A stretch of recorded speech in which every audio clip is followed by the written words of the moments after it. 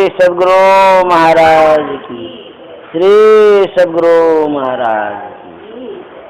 नमामि अमित ज्ञान रूपम कृपालम अगम बोधदाता सुबुद्धि विशालम क्षमाशील यति धीर गंभीर ज्ञानम धर्मकील दृढ़ धीर समधीर ध्यानम जगत त्राणकारी अघारी उदारम भगत प्राण रूपम दया गुण्य पारम नमो सद्गुरु ज्ञान दाता सुस्वामी नमामि नमामि नमामि श्री सद्गुरु महाराज की।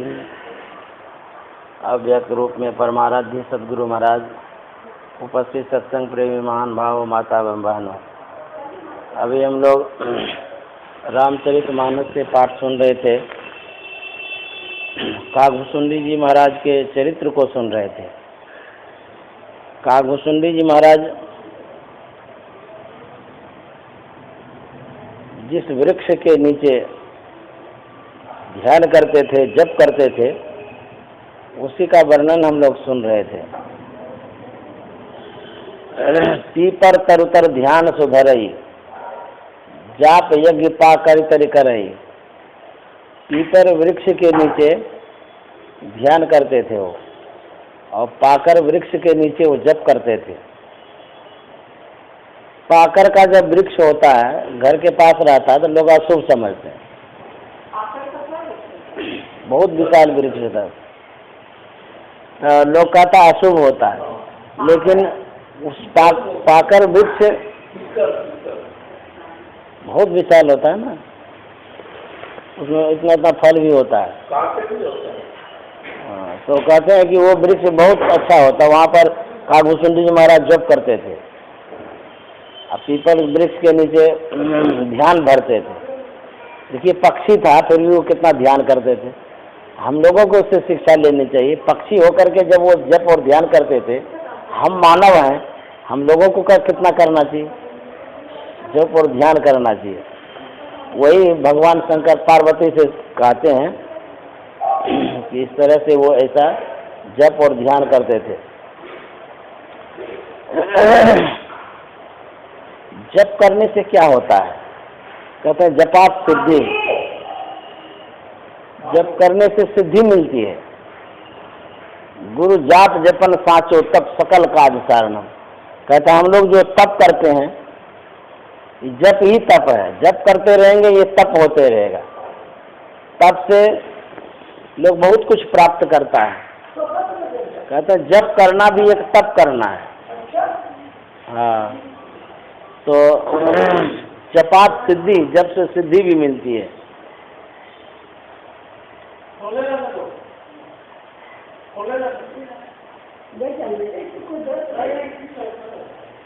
यदि मनोयोग पूर्वक जप किया जाता है, तो मनोयोग पूर्वक जप करने से जो सात्विक भावना है उसकी पूर्ति होती है। हाँ, जप खाली करने से।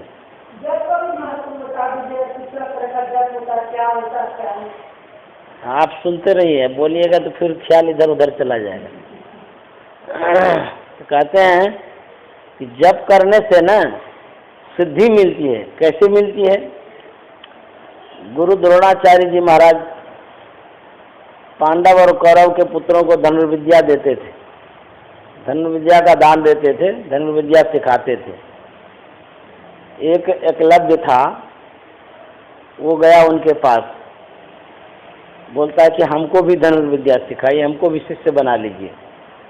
गुरु द्रोणाचार्य कहते हैं हम सिर्फ क्षत्रियों को विद्या देते हैं, शूद्र को ये सब विद्या नहीं देते, इसीलिए तुमको शिष्य नहीं बनाएंगे। उनके अंदर में श्रद्धा थी, एकलव्य के मन में श्रद्धा थी कि हम गुरु बनाएंगे इसको। गुरु भले नहीं माने, लेकिन शिष्य यदि मान लेता है तो उसको फल मिलता है। एकलव्य मान गया कि हमारे ये गुरु हैं, लेकिन गुरु द्रोणाचार्य नहीं स्वीकार किए इस बात को, दीक्षा भी नहीं दिए, उसको शिष्य नहीं बनाया। वो चला गया, जंगल चला गया। जंगल में गुरु द्रोणाचार्य महाराज की मूर्ति को गठित कर लिए, और उसी को लक्ष्य करके ध्यान करके अपना वो अनुसंधान करने लगे, सीखने लगे धनुर्विद्या। गुरु की ऐसी कृपा हो गई, ऐसी कृपा हो गई कि धनुर्विद्या में वो पारंगत हो गया। मुझे इतना पारंगत हो गया कि अर्जुन से भी बढ़ गया। गुरु द्रोणाचार्य बोले थे अर्जुन को कि अर्जुन, तुमसे बढ़कर के और किसी को धनुर्विद्या नहीं सिखाएंगे। ये गुरु द्रोणाचार्य बोले थे अर्जुन को। लेकिन एकलव्य बिना गुरु का ही सीख गए। ये ध्यान और जप का महत्व है। उनका जो ध्यान किए, उस ध्यान से उसको इसकी प्राप्ति हो गई। हाँ, मूर्ति गठित कर लिए। तो हम मिट्टी का मूर्ति बना लिए। एक दिन गुरु द्रोणाचार्य जी महाराज घूमने के लिए जा रहे थे। उनके साथ में कौरव और पांडव भी था, अर्जुन भी था, उसके साथ एक कुत्ता भी था। जा रहे थे घूमने के लिए। कुत्ता का आदत होता है ना, कभी आगे कभी पीछे, इधर उधर सूंघते रहता है। तो कुत्ता दौड़ करके चला गया खूब दूर। तो जिधर एकलव्य की कुटिया थी उधर ही चला गया वो कुत्ता। तो एकलव्य बाहर में ध्यान कर रहा था आंगन में। काला कोलेटा था ना वो कुत्ता। जैसे ही देखा एकलव्य को तो भौंकने लगा, काला काला देख करके। तो कुत्ता जो भौंका, एकलव्य की आँख खुल गई। वो देखता है कुत्ता भौंक रहा। एकलव्य धनुष बाण उठाया, 7 बाण मारा एक साथ कुत्ता के मुंह में। 7 बाण जाकर के मुंह में घुस गया। और देखिए, बाण चलाने की ये कला थी कि बाण 7 मारा मुंह में, सब जाके घुस गया, एक बूंद खून भी नहीं गिरा। ये विशेषता थी उसमें। तो कुत्ता का मुंह बंद हो गया, भौंकना बंद हो गया, मुंह बंद हो गया उसका। वहां से कुत्ता चला गुरु द्रोणाचार्य के पास आया। अर्जुन की नजर पड़ गई उस कुत्ते पर। अर्जुन देखता है कि कुत्ता को बाण मारा है, लेकिन बाण चलाने वाला कितना होशियार है, कितना कला उसके अंदर में है कि एक बूंद खून तक नहीं गिरा। अर्जुन कहता है कि गुरुदेव, आप तो बोले थे कि अर्जुन से बढ़कर के किसी को विद्या नहीं बताएंगे, आप तो किसी और को विद्या बताएं हमसे भी बढ़कर के। बोले कि हम तो नहीं बताए किसी को। बोले कि देखिए, कुत्ता को बाण मारा है, 7 बाण लगा है। आप बाण चलाने वाली की कला देखिए, एक बूंद खून भी नहीं गिरा है। ये विद्या तो हम नहीं सीखे हैं, आप सिखाए नहीं है। तो गुरु द्रोणाचार्य कहते हैं देखिए, तुमसे विशेष किसी को हम नहीं सिखाए हैं, चलो आगे पता चल जाएगा। चलते चलते कुत्ता आगे आगे जा रहा था, ये लोग पीछे पीछे जा रहे थे। एकलव्य के कुटिया में प्रवेश करते हैं ये लोग। एकलव्य देखा कि गुरुदेव आए हैं, साष्टांग प्रणाम किए। उसके बाद बोली, गुरुदेव आप आ गए। गुरु द्रोणाचार्य कहते हैं कि तुम्हारा गुरु तो हम नहीं है, हम तो तुमको शिष्य नहीं बनाए हैं। लेकिन वो मानते थे, एकलव्य अपना मान लिए थे। अर्जुन उसी समय सोचता है कि गुरुदेव कैसे झूठ बोलते हैं हमसे। ये तो बोले कि हम किसी को शिष्य नहीं बनाए, तो गुरु जी इसको मानता है, गुरुदेव बोलते हैं। अर्जुन कहता है कि आप तो बोले कि हम किसी को नहीं सिखाए हैं, ये तो आप शिष्य बना लिए हैं, ये तो गुरुदेव आपको बोल रहे हैं, हमसे आप छल कर रहे हैं। बोले कि नहीं नहीं, हम इसको शिष्य नहीं बनाए हैं, ये अपने मन से बोलता है। तो गुरु द्रोणाचार्य के मन में हुआ कि अर्जुन नाखुश हो जाएगा, रूठ जाएगा, इसलिए वो क्या करते हैं, एकलव्य से कहते हैं कि मान लीजिए तू हमको गुरु मान लिया है, हम जो गुरु दक्षिणा में मांगे तुम देगा। बोले हाँ गुरुदेव आज्ञा करिए, आप जो कहिएगा हम सब दे देंगे। बोले कि तुम हमको दहिना अंगूठा दे दो। कहने की देर, काटने में देर नहीं, तुरंत काट के दे दिया। इसलिए कटवा लिया कि अर्जुन से बढ़ न जाइए। अब देखिए, अर्जुन को खुश करने के लिए किसी का उंगली काट लिया, जबकि शिष्य भी स्वीकार नहीं किया वो, तब भी उनके अंदर इतनी श्रद्धा थी। तो कहते हैं कि ध्यान करने से सब बल आता है। ध्यान करके वो शक्ति प्राप्त कर लिया धनुर्विद्या चलाने के लिए। अंगूठा काटने के बाद भी एकलव्य अर्जुन से बढ़कर के बाण चलाता था, ऐसा वो था। तो एकलव्य के अंदर में जो गुरु के प्रति श्रद्धा थी, निष्ठा थी, तो वो विद्या सीख गया। तो वही कहते हैं यदि एकाग्रता पूर्वक जप करेंगे मनोयोग पूर्वक ध्यान करेंगे तो कहते हैं गुरु की मूर्ति हृदय बसाए, जो इच्छे सोई फल पाए, सब इच्छाओं की पूर्ति होती है। कबीर साहब बहुत छोटा था, बच्चा, लेकिन संस्कारी थे। वो गए रामानंद स्वामी के पास, बोले कि हमको शिष्य बना लीजिए, आप हमारा गुरु बन जाइए। रामानंद स्वामी कहते हैं हम तो ब्राह्मणों को सिर्फ शिष्य बनाते हैं, शूद्रों को नहीं बनाते। बोले कि अरे भजन करने में ब्राह्मण और शूद्र की क्या बात है, भजन तो सब कोई करता है परमात्मा का, आप हमको बता दीजिए भजन करने के लिए, हम करेंगे। बोले कि नहीं नहीं, तुमको हम शिष्य नहीं बनाएंगे। कबीर साहब को शिष्य नहीं बनाए। कबीर साहब तो अवतारी पुरुष थे, सोचे कि अब क्या करें, तो हमको शिष्य बना ही नहीं रहा। कबीर साहब ताक में रहेगी करता क्या है।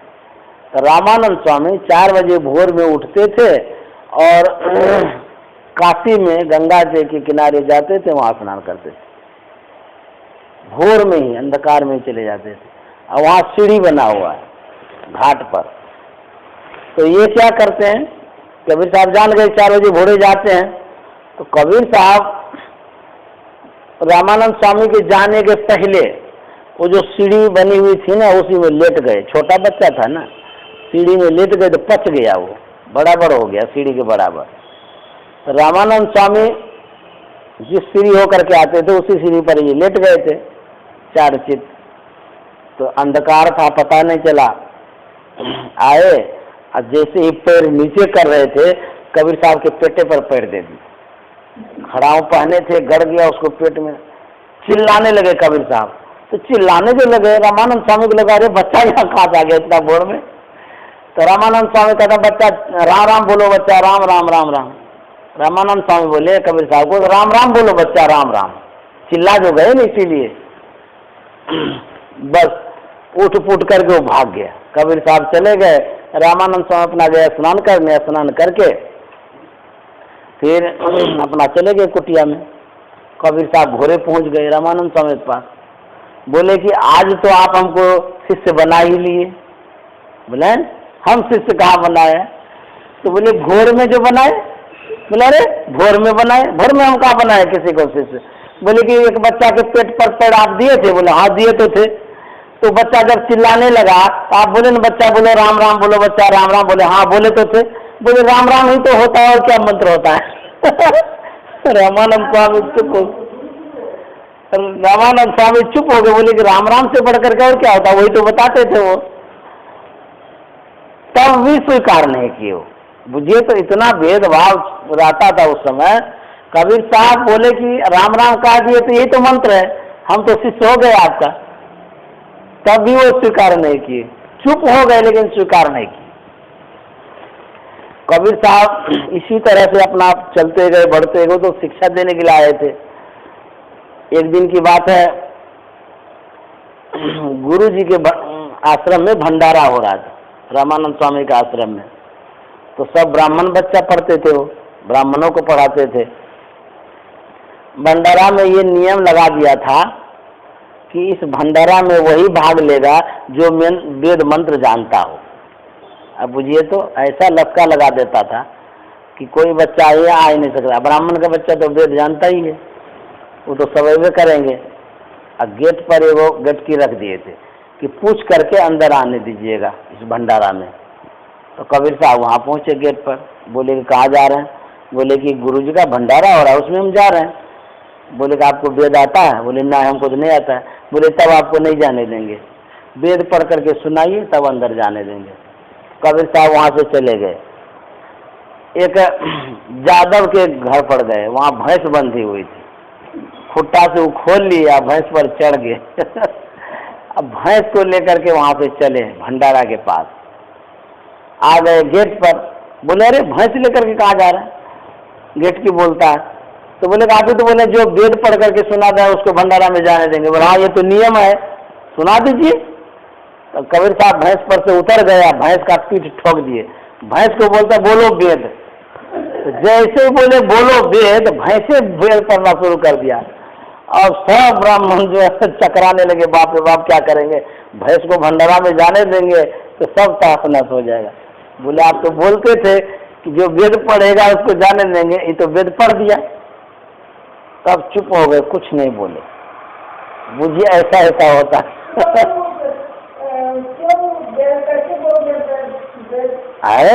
संत महात्मा के अंदर में शक्ति रहती है। भैंस क्या हो तो घाट से भी वेद बोला देगा, ऐसी शक्ति होती है। क्या नहीं कर सकता, रिद्धि सिद्धि होती है ना, रिद्धि सिद्धि से वो कुछ भी कर सकता है। कौन क्या कर देंगे? नहीं, आप जो चाहेंगे कैसे हो सकेगा? आप में शक्ति है, वैसी शक्ति उत्पन्न की। जैसे एकलव्य था, ऐसे थोड़े हो गया उनके पास शक्ति। वो ध्यान किए, जप किए, जप करने के बाद वो शक्ति प्राप्त किए, तब वैसा हुआ। कबीर साहब तो महापुरुष थे, वो जो चाहते थे सो हो जाता था। रामानंद स्वामी देवी देवता की पूजा करते थे, तो वो क्या करते थे, छोटा छोटा देवता सब था, भगवान उसके इष्ट सब थे, तो उसको नहलाते थे, रोज कपड़ा पहनाते थे, भोग लगाते थे, पूजा पाठ सब करते थे रामानंद स्वामी। एक दिन रामानंद स्वामी कहते हैं कि आज हम बाहर जा रहे हैं, और कबीर साहब को बोले कि तुम सब सेवा कर देना भगवान का। जैसे कि वहाँ पटना में इनको बोलते हैं रीता दीदी को, माता जी की पूजा कर देना, हम जा रहे बाहर। हाँ, तो वैसे कबीर साहब को बोले कि पूजा करके रखना, हम जा रहे हैं बाहर। कबीर साहब बोले ठीक है। तो रामानंद स्वामी चले गए बाहर।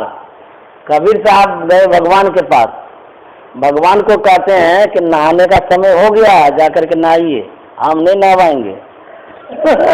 ऐसे सीधे बोलिए। अच्छा, हिलने वो कैसे हिलेंगे, तो मूर्ति छोटी छोटी थी। बोलते हाँ, हिलते भी नहीं है। हम कह रहा नहाने के लिए आप जाते नहीं है, नहीं जाइएगा, छड़ी लिए हाथ में। कैसे नहीं जाते हैं आप, देखते हैं तो सुनते नहीं हमारी बात, अब कुदक कुदक करके जाने लगे। हाँ, अपने कुदक कुदक के जाने लगे, खूब डुबकी लगाने लगे अपने से वो नहा लिए। हाँ, कबीर साहब के पास शक्ति थी बहुत, अपने से सब कपड़ा लता सब जो पहनना था सब, वो खाली कहते थे कि ये सब करते जाइए अपने, हम नहीं करेंगे ये सब। आप सब शिष्य देख रहे थे, बोले बाप रे बाप, ये कैसे हैं। रामानंद स्वामी तो इतना दिन पूजा करते रह गए, एक बार भी भगवान हिले भी नहीं, और ये जो कहता वही सब हो रहा है। जब रामानंद स्वामी बाहर से आए, जब ये पता चला कि ऐसे ऐसे किए, तब उसको आश्चर्य लगा, कैसा ही आदमी है कि भगवान को सब कुछ करवा दिए। ये शक्ति थी कबीर साहब में। कबीर साहब की 72 कसमें प्रसिद्ध है, एक दो ने 72 बार उसको सताया गया दुष्ट लोगों के द्वारा, मारने की धमकी दी गई, मारने का षड्यंत्र किया गया, क्या क्या नहीं किया गया कबीर साहब के लिए, लेकिन सब में बच गए। एक थे सिकंदर लोधी, उनके समय की बात है, कबीर साहब को पकड़ लिया गया, दुष्ट लोग पकड़ लिया उसको, पागल हाथी को मंगाया गया, बोला कि इसको बोरा में बंद कर दो कबीर साहब को, अब बोरा में बंद करके बांध दो उसका मुंह, हाथी के नीचे दे दो, अपने कुचल देगा। कबीर साहब को बोरा में बंद कर दिया, बोरा का मुंह बांध दिया कस के। उसके बाद हाथी पर सवार था चलाने वाला पिलवान, बोला कि उस बोरा में जो कबीर साहब है उसको कुचलवा, वो पागल हाथी से। तो पागल हाथी को बोला कि चलो तुम, उसको आगे बढ़ाया, लेकिन जैसे ही नजदीक में जाता था वैसे चिघाड़ के भाग गया, खूब जोर से हाथी पीछे भाग गया, चीपा नहीं उसको। बोलता अरे हाथी क्यों पीछे हो गया, बोलो चिपने के लिए उसको खत्म कर देगा इसको। फिर आगे बढ़ाया किसी तरह से, फिर चिगाड़ करके पीछे भाग गया। कहता है जो पहलवान था वो बोलता है कि क्या कहेंगे, वो बोरा में लगता है कि बाघ है, हाथी जैसे वहां जाता है भाग जाता है, सिंह को देख करके नहीं भागता है, तो जैसे ही जाता है वहां भाग जाता है। तो कबीर साहब वैसे बन जाते होंगे, तब जाकर के उसको छोड़ दिया। फिर ऐसे मतलब कबीर साहब थे, एक बार गोरखनाथ जी महाराज कबीर साहब के पास है। वो लोग बहुत शास्त्रार्थ करते रहते थे, रिद्धि सिद्धि थी उनके पास। कबीर साहब से भिड़ंत देते रहते थे गोरखनाथ जी महाराज, वो भी सिद्ध पुरुष। एक गिलास पानी ले आए, पूरा लबालब भरा हुआ था पानी, कबीर साहब को दे दिए। बोले कि इस पानी में आप घुसिए, एक बूंद जल नहीं गिरना चाहिए, तब हम समझेंगे कि आप सिद्ध पुरुष हैं। कबीर साहब को एक गिलास पानी दिया, लबालब भरा हुआ है, बोले इसमें घुसिए आप, और एक बूंद जल नहीं गिरना चाहिए। अब मुझे तो असंभव है ना, लबालब पानी भरा हुआ है, उसमें घुसेगा कोई तो पानी तो अपने निकल जाएगा। कबीर साहब क्या किए, झोला से एक सुई निकाले, उसके सामने में ऐसे सुई गिरा दिए। बोले देखो तुम्हारे पानी में घुस गए, न गिरा नहीं पानी। हार गए वो। ऐसे कबीर साहब दिमाग तेज था, ऐसे सुई डाले बस उसमें घुस गए। बोला देखिए तो हम घुस गए ना, इसमें पानी नहीं गिरा। पानी में घुस गए। वो तो ज्ञान की बात थी ना, वो ज्ञान से बोल रहे थे कि इसमें घुसिए, गिलास में कैसे आदमी घुसेगा। तो कबीर साहब समझ गए ये क्या कहना चाहते हैं। कबीर साहब सुई निकाले, उसमें डाले, बोले देखिए हम घुस गए। तुम्हारा जो ज्ञान है उस ज्ञान से हमारा ज्ञान सूक्ष्म है, तुम्हारे ज्ञान में हम घुस गए, तुम्हारा ज्ञान स्थूल है। तो हार मान गए वो गोरखनाथ जी महाराज। ऐसे वो महापुरुष थे। एक एक सिद्ध पुरुष में रामानंद स्वामी के जितने शिष्य थे, सब शिष्यों के एक बादशाह क्या किया, बंद कर दिया जेल में। क्योंकि उनसे पूछते थे कि आप क्यों साधु बने, तो साधु महात्मा कहते थे कि हम तो मौत के डर से साधु बने। और वो लोग कहते थे बादशाह साहब, मौत के डर से ही नहीं बना, ये लोग खाने के डर से बना। मौत क्या होता है कौन नहीं जानता, एक दिन मृत्यु होगी, इसको बंद कर दो, इन लोगों को खाना ही ना है, जाकर के जेल में आटा चक्की चलाएगा, अपना खाते रहेगा, खाते रहो तुम, बाहर में क्यों घूमेगा। 1 2 3 करते करते करते सबको बंद कर दिया। रामानंद स्वामी बड़ा चिंतित हो गए, बोले कि सब साधु को जेल में बंद कर दिया है, अब क्या होगा, हम लोगों का तो प्रचार प्रसार बंद हो जाएगा, साधु सब जेल में चला जाएगा। तो कबीर साहब कहते हैं गुरुदेव आप आज्ञा करिए, हम सबको निकाल देंगे। बोले आप निकाल लीजिएगा। बोले हाँ निकाल लेंगे, इसमें क्या बात है, आप कहिए तो सही। तो बोला अच्छा ठीक है जाओ तुम निकाल लेना। तो कबीर साहब बादशाह के दरबार के प्रांगण में घूमने लगे, साधु वेश में थे, घूम रहे थे। मंत्री आया, बोला अरे आप क्यों साधु बने। बोले कि मौत के डर से। वो बादशाह को कहता है कि बादशाह सलामत क्या कहेंगे, जो साधु आता है सब कहता मौत के डर से बने हैं साधु, सब एक एक गुरु का चेला जैसा लगता है, सबको एक ही विद्या पढ़ाया है कि यही बोलो मौत के डर से साधु बने, ये भी वही बोल रहा है। तो बोले उसको भी पकड़ लो। कबीर साहब को पकड़ लिए, कबीर साहब को लाया गया बादशाह के पास। मंत्री कहता है कि सब कोई इसी तरह से बोलता है कि मौत के डर से बने हैं साधु, कौन नहीं जानता है मौत एक दिन होगी, सबको पता रहता है एक दिन मौत है, एक दिन तो मरना ही मरना है, इसको भी जेल में दे दीजिए, ये भी अपना आटा चक्की पीसते रहेगा, अपना खाते रहेगा। तो बोले हाँ ठीक है इसको भी दे दो। तो कबीर साहब को ले जाने लगे जेल। बादशाह से कबीर साहब कहते हैं कि हम आपसे एकांत में बात करना चाहते हैं। बोले ठीक है क्या बात करना चाहता करो। एकांत में ले गए उसको। कबीर साहब कहते हैं देखिए मंत्री जो बोलता है मौत को कौन नहीं जानता है, वास्तव में मंत्री को ये पता नहीं है कि मौत क्या होता है। जिसको मौत का पता हो जाएगा उसके लिए दुनिया छूट जाएगी। मौत को सब कोई नहीं जानते हैं, हाँ होता है, मौत मृत्यु होती है, ये नॉर्मल बात है। वास्तव में यदि जान जाएंगे मौत होती है किसी की तो वैराग्य हो जाएगा, अरे मरता है आदमी, हम भी मर जाएंगे तो कुछ भी अच्छा नहीं लगेगा। कबीर साहब कहते हैं ऐसा करिए, यदि इसका आप परीक्षा लेना चाहते हैं कि वास्तव में मौत को कौन जानता है तो मेरी एक बात मानिए। बोलिए क्या कहना है बताओ। बोले कि मंत्री को बोल दीजिए कि 7वें रोज फांसी की सजा होगी तुमको, अब फांसी का सब सामान जुटा लीजिएगा, फांसी नहीं दीजिएगा, खाली ये परीक्षा लेना है कि मौत को वो कैसे जानता है। उसके बाद 7वें रोज हमको भी बुला लीजिएगा, मंत्री को भी बुला लीजिएगा, उसी दिन ये परीक्षा हो जाएगी, मौत को कौन जानता है। बोले कोई बात नहीं, इतना करने में क्या है। तो कबीर साहब को जेल में दे दिए, मंत्री को आदेश कर दिए कि 7वें रोज तुमको फांसी की सजा मिलेगी।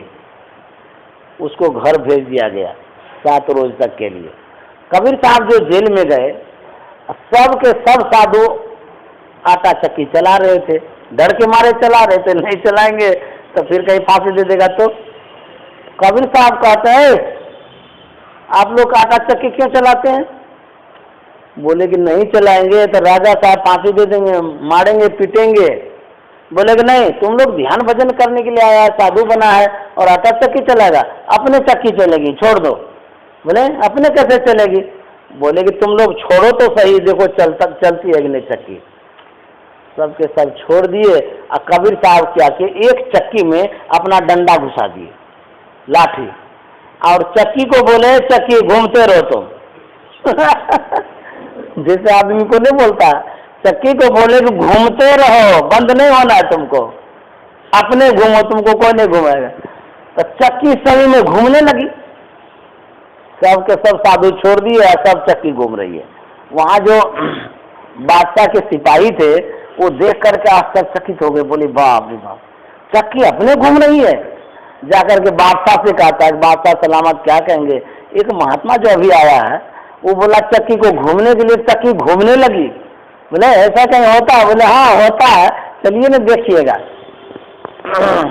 तो बादशाह भी गए देखने के लिए, देखते सही में ऐसी चक्की चल रही है। बोलो ये जो है ना यही सबका हेड है, इसको तो पकड़े हो, सबको छोड़ दो, 7वें रोज इसका फैसला होगा। सब साधु को छोड़ दिया, कबीर साहब को पकड़े रहे। जब 7वां रोज हो गया तो कबीर साहब को भी निकाले और मंत्री को भी बुलाए। मंत्री को कबीर साहब कहते हैं कि मंत्री जी ये बतलाइए, आज तो आपकी मौत होगी, फांसी की सजा आज आपको सुना दिया गया है, आज तो आप मर जाएंगे, आपकी कोई अंतिम इच्छा हो तो बताइए। बोले कि अब क्या कहेंगे, खाली मौत दिखती है, अब संसार का कुछ पता नहीं लग रहा, संसार है कि क्या है नहीं है, कोई इच्छा ही नहीं बची है। बोले आप तो घुड़सवारी बहुत अच्छा जानते हैं, एक बार घूम लीजिए ना। बोले कि नहीं अच्छा लगता है, नहीं जाने का मन है, अब तो खाली मौत ही मौत दिख रही है। बोले कि बहुत अच्छा सुंदर उद्यान है, उसमें एक बार भ्रमण कर लीजिए। बोले नहीं नहीं महाराज क्या मजाक आप करते हैं, हमको मौत मौत दिखती है खाली। बोले कोई इच्छा, बोले कोई इच्छा ही नहीं है, अब तो लगता है अब मरेंगे, अब मरेंगे।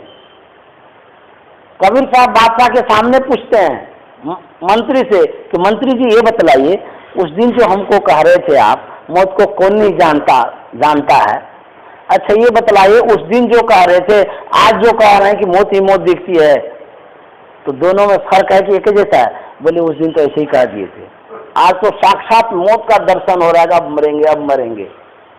जिसको मौत याद आती है उसके सामने कोई संसार फटक नहीं सकता, क्योंकि क्या संसार लेके वो क्या करेगा अंतिम समय में। तो हम कहते हैं दुनिया का सब चीज करना छोड़ दीजिए, खाली मौत को यदि याद रखिएगा सब शुभ काम होते रहेगा। जो मौत को याद रखेगा उससे गलत हो ही नहीं सकता, वो तो प्रभु को याद करते रहेंगे हर वक्त, परमात्मा को याद करके हे भगवान अब हम संसार से चले जाएंगे। पांव पलक की सुधि नहीं, करो काल का साध।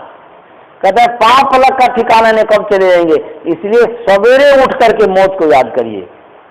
आज संसार में हम सकुशल रहेंगे कि नहीं रहेंगे। सबसे बढ़कर के पवित्र काम कराने वाला यदि है तो मौत है। इसीलिए गुरु महाराज कहते थे डरना चाहिए, डर करनी डर परम गुरु, डर पारस डर पार, डरत रहे सो उबरे गाफिल खावे मार। जो डरता है सो तरता है, जो नहीं डरता है सो तो मरता है। विद्यार्थी डर के मारे पढ़ता है, यदि पढ़ेंगे नहीं तो परीक्षा में पास नहीं होंगे, फेल हो जाएंगे। तो व्यापारी डर के मारे व्यापार करता है, ठीक से सही से व्यापार नहीं करेंगे व्यापार में घाटा लग जाएगा। जो कृषक है डर के मारे किसानी ठीक से करता है कि सही से फसल नहीं उगेगा तो भूखे मर जाएंगे। तो डर से ही सब कोई काम करता है, इसलिए हम लोगों को भी डरना चाहिए। किससे डरना चाहिए? मौत से डरना चाहिए। एक दिन मौत आएगा, हमको लेके जाएगा, संसार से चले जाएंगे, मौत हो जाएगी। बादशाह जब ये बात सुना तो बादशाह को लगा एक दिन मौत हो जाएगी तो हम भी चले जाएंगे संसार से।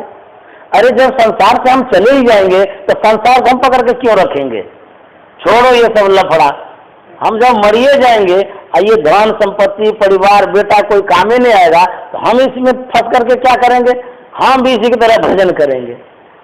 मौत के डर से ये भजन कर रहा था, हम भी करेंगे। किसी को बिना बताए चुपचाप बादशाह घर से निकल गया, चले गए कबीर साहब के पास, उनसे दीक्षा ले लिए, वो भी अब भजन करने लगे।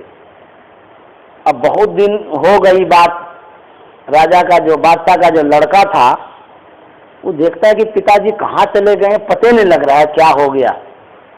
ये राजा बन गए, बादशाह बन गए।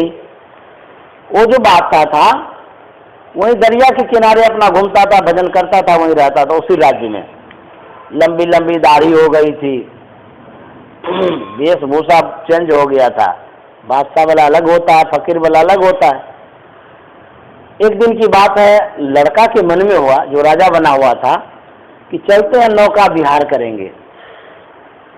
नहीं होता है कभी कभी मन में कि चलो हम सिनेमा देखेंगे, होता है ना, या चलो घूमने के लिए, जैसे प्रभु जी कह रहे थे, घूमने तो जाने ही नहीं दिए माता जी, घूमने का मन होता है तो जाने देना चाहिए। तो उसके मन में हुआ कि चलो नौका विहार करते हैं, तो अपने साथियों को ले लिए, कुछ साथी को, उसके बाद चले दरिया के किनारे। गंगा जी को दरिया बोलते हैं मुसलमान लोग। तो दरिया के किनारे गए, वहां नाव लगी हुई थी, नाव पर लड़का चढ़ रहा था, और किनारे में ही वो फकीर वेश में बादशाह था, पहचान में नहीं आए।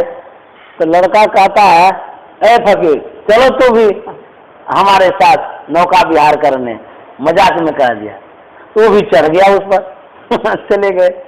तो गए दरिया में, खूब बीच में खूब अपना आनंद मंगल कर रहा है। होते होते होते जब लौटने लगे, अब किनारे जब आएंगे तो लड़का पूछता है फकीर से, क्या फकीर क्यों बन गए, क्यों बनता है फकीर, क्या बात है। नहीं पूछता है कोई अनजान आदमी, आप क्यों बन गए, क्या होता है इस बनने से। तो बोले कि देखो फकीरी में जो मजा है वो अमीरी में नहीं है, हम स्वतंत्र हैं, स्वच्छंद हैं, कोई अंकुश नहीं है, परतंत्रता नहीं है। जब खाना हो, सोना हो, घूमना हो, फिरना हो, कोई जंजीर नहीं है, एकदम खुले पक्षी की तरह हम हैं। हमको जो आनंद है राजपाट में कहाँ से आनंद मिलेगा। बोले कि आप कौन हैं। वो लड़का कहता है कि मैं इसी राज्य का बादशाह हूँ।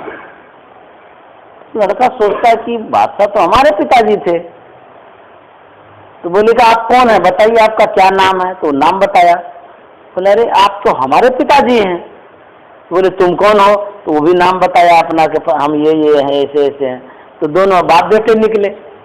लड़का कहता है पिताजी इस देश में आपको आने की क्या जरूरत पड़ गई, हम लोगों को क्या कमी है, पूरा साम्राज्य हमारे पास है, धन संपत्ति वैभव सब चीज है, नौकर चाकर ढेरी है, और आप फकीर की तरह घूमते रहते हैं।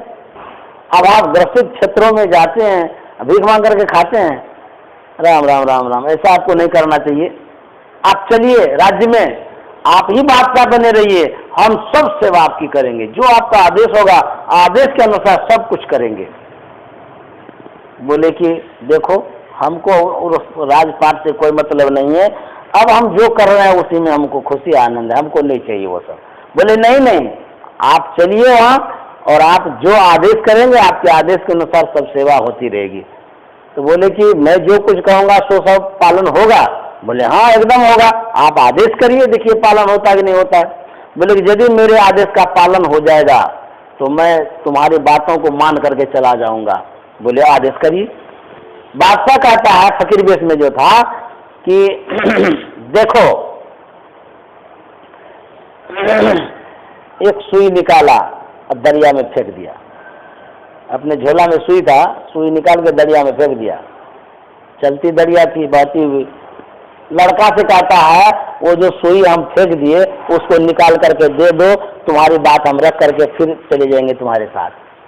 बोले पिताजी एक सुई क्या है, कुंटल भर सुई हम दिला देंगे, चलिए ना राज्य में, छोड़िए ना उस सुई को, जाने दीजिए।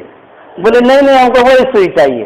बोले वो सुई कैसे आएगी, वो तो बह गई, कहाँ गई पता नहीं, इतनी छोटी सुई या महीन सुई कहाँ चला गया, भीतर चला गया, कोई पता रहेगा, वो सुई असंभव है निकालना। बोले नहीं तुम तो कह रहा था सब सेवा करेंगे, ये सेवा करो, सुई निकाल कर दो, ये सेवा यदि हो जाएगी तब तुम्हारा बात रखेंगे, जाएंगे तुम्हारे साथ। बोले ये तो असंभव है, ये कहाँ से सुई निकलेगी, छोड़िए ना उस सुई को, हम बहुत सुई दे देंगे आपको। बोले नहीं नहीं वो सुई निकाल के दो। बोले वो सुई नहीं निकल सकती है। बोले कि फकीर कहता है वो सुई निकल सकती है। बोले सुई कैसे निकलेगी, उसको तो आप फेंक दिए पानी में, कहाँ बाके गई नहीं गई कोई पता नहीं है, वो जमीन में धस गई होगी, कुछ हो गया होगा, कैसे सुई निकलेगी, असंभव है वो। तो वो बादशाह कहता है कि संभव है, सुई निकल सकती है। बोले अच्छा निकल सकती है, यदि आप सुई निकाल करके हमको दिखा देंगे तब हम समझेंगे आप सच्चे फकीर हैं। कहता अच्छा ठीक है। वो फकीर कहता है ए दरिया मेरी सुई ला, आदेश करता है दरिया मेरी सुई ला। जैसे कहा है दरिया मेरी सुई ला, मछली कुदक के नाव पर आ गई, मुंह से सुई उगल दी। बोले देखो सुई आ गई ना।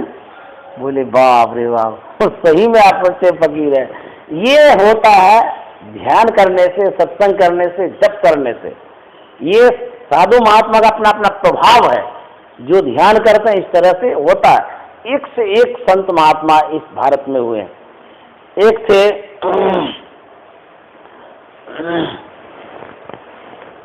एक संत थे, उसका नाम था राम बादशाह, उसका नाम है राम बादशाह पड़ गया था। संत थे, उनको कोई चीज की कमी नहीं, एकदम बादशाह की तरह वो रहते थे। वो जा रहे थे विदेश, भारत से विदेश जा रहे थे, तो नाव पर थे, तो अंग्रेज लोग भी बहुत थे। साधु वेश में देख करके अंग्रेज कहता है ए महात्मा जी आप जापान जा रहे हैं, विदेश जा रहे हैं, आपके पास कितना डॉलर है, वो पूछता है। सोचा कि महात्मा के पास क्या डॉलर होगा। वो कहता है कि कितना डॉलर है आपके पास। तो राम बादशाह कहता है कि बादशाह के पास डॉलर नहीं होता है, खजांची के पास होता है। बादशाह थोड़े डॉलर रखता है, तो खजांची रखता है। इतना जो जवाब दिया, वहीं पर एक महिला थी उसी नाव पर। तो महिला पूछती है कि आप राम बादशाह हैं? बोले हाँ। बोले भारत में जो प्रवचन सुने थे वही बादशाह हैं क्या? बोले हाँ मैं वही बादशाह हूँ। वो महिला कहती है इसका जितना आने जाने का जो भी खर्च होगा मैं उठाऊंगी। तो राम बादशाह कहता देखिए ये मेरा खजांची है। उसके बाद गए वो, तो गए तो वो महिला कहती है कि आप इतने बड़े संत हैं, आपका हम विज्ञापन करा देते हैं, प्रचार करा देते हैं, बहुत आदमी आएंगे आपके प्रवचनों को सुनेंगे, लाभ मिलेगा। बोले कि विज्ञापन नहीं करिए, हम जो कहते हैं सो करिए। बोले क्या करना है? बोले यहाँ के जितने अच्छे अच्छे डॉक्टर हैं सब डॉक्टरों को आमंत्रित कर दिए, हमारे पास बुला लीजिए, और वही विज्ञापन करता हो जाएगा हमारा। तो महिला सब अच्छे अच्छे डॉक्टरों को बुलाए यंत्र के साथ, और वो राम बादशाह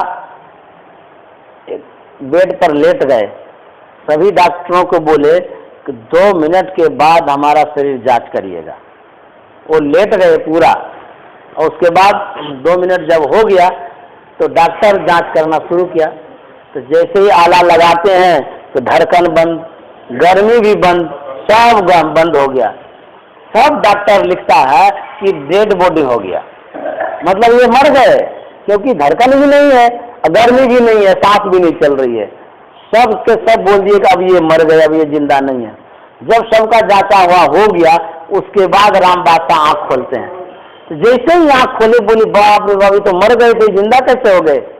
तो वो कहता है ये भारत की योग विद्या है, योग विद्या का एक चमत्कार है, कमाल है। तो वही सब डॉक्टर पूरे प्रचार कर दिए कि भारत में ऐसे ऐसे योगी है, इतने महान आदमी आए हैं। तो वही कहता है एक से एक योग विद्या है भारत में, और उसको जानने वाले।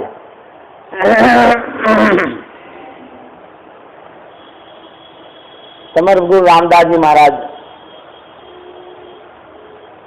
समर्थ गुरु रामदास महाराज का नाम ही समर्थ है, वो तो सामर्थ्यवान ही थे, तो उसको कहना ही क्या है, नाम के अनुसार ही वो संत थे। एक बार उनके जो साथ में सेवक लोग रहते थे, उन लोगों के मन में ये हो गया कि जो शिवाजी महाराज हैं, शिवाजी महाराज को ये बहुत मानते हैं। सब शिष्य सोच रहे थे, इसलिए उनको मानते हैं कि उनके पास पैसा है, संपत्ति है, बड़े आदमी हैं, इसलिए विशेष मान सम्मान होता है। हम लोग इतना सेवा करते हैं, हम लोगों का कोई माने सम्मान नहीं होता। ये सब वो सब लोग बोलने लगे। तो मन की जाने सबे गुरु कहाँ छिपावे अंध, वो तो मन की बात जानते हैं। समर्थ गुरु रामदास जी महाराज सोचते हैं कि इन लोगों के मन में भेदभाव हो गया है, हम शिवा को बहुत मानते, सम्राट थे ना शिवा, और इन लोगों को नहीं मानते हैं। क्यों मानते हैं, इसका परीक्षा भी इन लोगों को दिखा देते हैं लेकर के। एक दिन समर्थ गुरु रामदास जी महाराज बिछावन पर लेटे हुए थे, छटपट करने लगे, झूठो छटपट करने। एक लीला होती है गुरु की, शिक्षा देने के लिए तो कुछ भी वो करते हैं, वो झूठ नहीं है, समझिए साँचे हैं। तो छटपट करने लगे, सब शिष्य आ गए सामने में, बोले गुरुदेव आपको क्या हो गया? तो बोलते हैं कि असहनीय बीमारी हो गई, असाध्य रोग हो गया, अब हम बचेंगे नहीं, अब संसार से हम चले जाएंगे। बोले ऐसा कैसे बोलते हैं आप कि संसार से चले जाएंगे, हम लोगों के रहते ये सब बोलते हैं, आप आदेश करिए कि क्या करना पड़ेगा। बोले कि हमारा इलाज असंभव है, नहीं हो सकेगा तुम लोगों से, अब हम संसार में नहीं रहेंगे, इसीलिए हमको जाने दो। बोले कि नहीं नहीं, सब के सब कहने लगे ऐसा मत बोलिए, आप बताइए क्या करना पड़ेगा। बोले तुम लोग करेगा? बोले हाँ क्यों नहीं करेंगे, आप हमारे गुरुदेव हैं, क्यों नहीं करेंगे हम। तो कहता अच्छा ठीक है तुम करेगा, हम बताते हैं कैसी जड़ी बूटी है इसकी। समर्थ गुरु रामदास जी महाराज कहते हैं ये जो हमारे पेट में दर्द हो रहा है, ये तब ठीक होगा जब सिंहनी का दूध सोने के कटोरे में ला करके दोगे, हम पिएंगे तब ठीक होंगे। जो बोल रहा था सब चुप हो गया, मुंह फेर लिया। बोले बाप रे बाप, सिंहनी के पास जाएंगे तो खाइए जाएगी वो, बड़ा मुश्किल वाला बात बता दिए। सब चुप हो गए, कुछ नहीं बोल रहे, चुप शब्द नहीं। समर्थ गुरु रामदास जी महाराज कहते हैं हम कह रहे थे ना कि तुम लोगों से संभव नहीं है, इसीलिए हम अब संसार में नहीं रह पाएंगे, इसीलिए अब जाओ, अंतिम अवस्था में शिवा को खबर दे दो, उनको बोल देना कि गुरुदेव बुलाए हैं, अंतिम में दर्शन पर्शन हो जाएगा अपना। तो एक कोई शिष्य गए शिवाजी महाराज के पास, शिवाजी महाराज से कहते हैं बहुत अशोभनीय बात है, विपत्ति की बात आ गई है। बोले क्या हो गया बताओ तो सही। बोले गुरुदेव के शरीर में ऐसी तकलीफ हो गई है जिसका इलाज असंभव है, वो बोल रहे हैं कि अब संसार में हम नहीं रहेंगे, इसलिए आपको याद किए। इतना जो सुनना था, संसार राजपाट परिवार का, एक बार झांकबो नहीं किया, मुंह नहीं डर किए थे, सोने खाली कान से सीधे निकल गए। ऐसे थे सेवक, वो सीधे निकल गए, एकदम आ गए यहाँ पर समर्थ गुरु रामदास जी महाराज के पास। बोले गुरुदेव हमारे रहते आपको क्या तकलीफ हो गई बताइए, क्या करना पड़ेगा, हमको जान देना पड़ेगा तो हम जान भी दे सकते हैं। बोले कि सिवा असंभव है हमारा इलाज, इसीलिए तुमको बुलाए कि अभी दर्शन पर्शन हो जाएगा, अब हम संसार से चले जाएंगे। बोले गुरुदेव मेरे रहते पहले मैं जाऊंगा, उसके बाद आप जाएंगे। आप चले जाएंगे कैसे, जो करना पड़ेगा सो करेंगे। बोले कि असंभव है शिवा। बोले कि असंभव है, आप बताइए क्या करना पड़ेगा, सब संभव हम कर लेंगे। बोले कि शिवा सिंहनी का दूध चाहिए, वो यदि पी लेंगे तो हम ठीक हो जाएंगे। बोले गुरुदेव आशीर्वाद करिए, हम लेने के लिए जा रहे हैं। बोले आशीर्वाद है। बस तुरंत चले गए, न डर न भय न सोचा न विचारा, कुछ नहीं, सीधे चले, सोना का कटोरा लिए और चले गए जंगल में। जाते जाते जाते जाते घनघोर जंगल में चले गए। एक जगह से छोटा सा बच्चा था, खेल रहा था। शिवाजी महाराज देखे कि बच्चा है, तो उनके मन में जहाँ बच्चा है माँ भी होगी।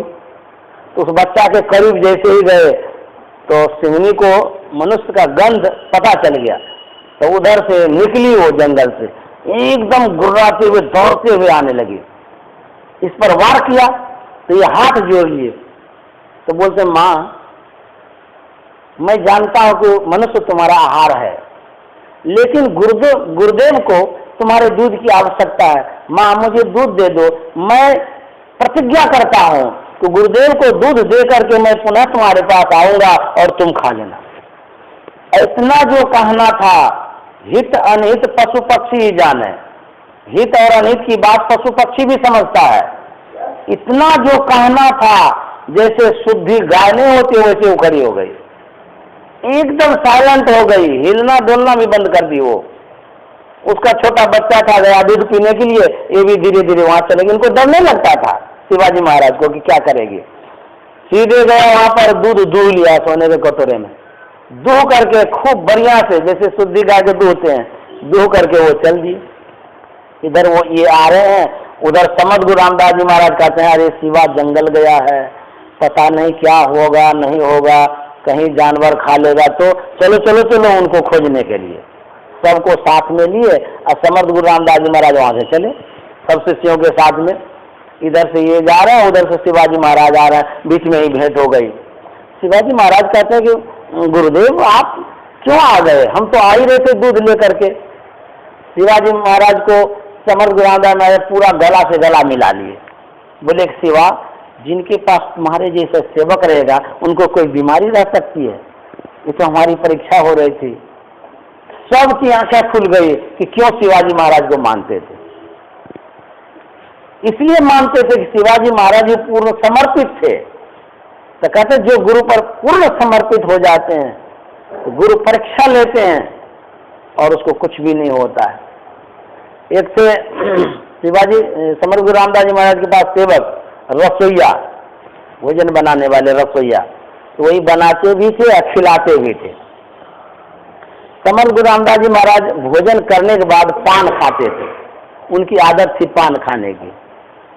तो जब बूढ़े हो गए थे बहुत, दांत टूट गया था, तो दांत टूट गया तो कैसे खाएंगे, एक उखली रखते थे, मुसल जिसको बोलते हैं, उसमें पान को कूटते थे, पान को कूट करके तब उनको देते थे खाने के लिए। अच्छा, वो सेवा जो करते थे उस सेवा से समर्थ गुरु रामदास जी महाराज बहुत प्रसन्न रहते थे, बहुत खुश होते थे। होता ही है जो जिसको मानता है मुंह पर कभी न कभी बड़ाई आ ही जाती है, इसमें ईर्ष्या द्वेष की क्या बात है। जिसको जो मानता है, जो मान लेगा हमारे लिए कोई करता है, हमारे भी मन में तो बहुत अच्छे आदमी बहुत अच्छा करते हैं, परिवार में भी जो जिनको मानता है उनको भी वो मानता है, स्वाभाविक एक अटैचमेंट हो जाता कि चलो ये मानता है, ऐसा होता है। तो वो बहुत सेवा करते थे, समर्थ गुरु रामदास जी महाराज सब सेवा करते थे। तो समर्थ गुरु रामदास जी महाराज कभी कभी उनकी बड़ाई भी करते थे, ये जो सेवक है बहुत अच्छे हैं, बहुत सेवा करते हैं। अब बड़ाई जो करते हैं किसी किसी को ये अच्छा नहीं लगता है, जलनखोरी आदमी भी होता है, हाँ होता है। अब किसी की बड़ाई करें उसको आग लग जाएगा, भीतरे भीतर बिना आगे का जलता है वो, तो जलने लगा सब। हम लोग सेवा नहीं करते हैं, उनकी ही बड़ाई खाली करते रहे, सपना में भी बड़ाई करते हैं, हर वक्त उन्हीं को याद करते हैं गुरु जी, कैसे गुरु जी हैं, हम लोग अब बड़ाई नहीं करते। ईर्षा हो गया सबको।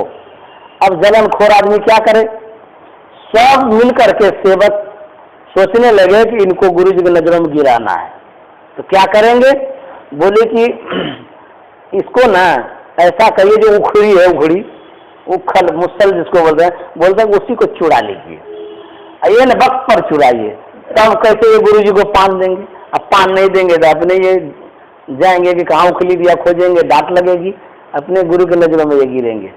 सब ताक में रहा। जब समर्थ गुरु रामदास जी महाराज का भोजन हो गया, उसी समय चुपके से एक आदमी उखल को चुरा के छुपा दिया।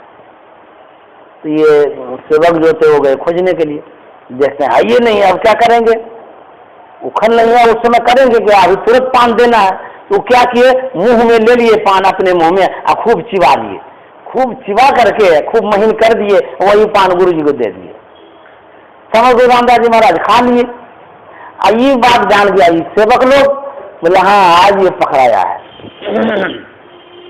जाकर के शिवाजी महाराज के पास शिकायत कर दिया। कोई गया यहाँ से, बोला कि जानते हैं गुरुदेव को जूठा पान खिलाता है ये, सम्राट था ना, आवेश में आ गया तुरंत, बोले ऐसी बात, हमारे गुरु महाराज को झूठा पान खिलाता है। वहां से एकदम आया यहाँ पर, उसको पकड़ा, बोला अरे आप झूठा पान क्यों खिलाते हैं गुरु महाराज को, डांटने लगे। उसके बाद समझ गुरु रामदास जी महाराज भी आए, बोले क्या बात है, क्यों आप लोग इस तरह से कर रहे हैं। बोले कहा गुरुदेव आपको ये झूठा पान खिलाते हैं मुंह में चबा करके। समर गुरु रामदास जी महाराज कहते हैं कि ए जी उखल कहाँ है, ये नहीं कहे कि क्यों झूठा खिलाता है, वो कहता है उखल कहाँ है। वो क्या करता है वो आदमी जो झूठा पान खिलाया था, जबड़ा निकाल लेता है, ये मुंह का जबड़ा दांत निकाल करके गुरुजी के सामने देता है, बोले ये उखल है। गुरुजी तो जानते ही थे, बोले बाप रे बाप ऐसा आदमी। सबका जो है ना दिमाग ठंडा हो गया, जबड़ा निकाल करके दे दिया कि देखिए यही उखल है। क्यों कि उखल को ये लोग चुरा लिया है, कहाँ से उखल लाएंगे, हम क्या करते। उसके बाद फिर गुरु की कृपा हो गई, वो ठीक हो गए। तो देखिए कैसे कैसे लोग होते हैं, एक ही से एक आदमी होता है, थोड़ा फाट सब। लेकिन जिनके अंदर में जो श्रद्धा भक्ति रहती है वो तो जानते हैं, गुरुजी सब जानते हैं कौन है, कैसे है, क्या है, नहीं है। उनके अंदर में श्रद्धा भाव की विशेषता है, वो मन की बात जानते हैं। हम जिस भाव से उनके सामने आते हैं वो भाव को जान जाते हैं। हमारी गलतियों को वो समाप्त कर देते हैं, हमारे अवगुणों को वो दूर करते हैं। ऐसे सब संत महात्मा, ऐसे सब सेवक होते हैं। कितना बच गया?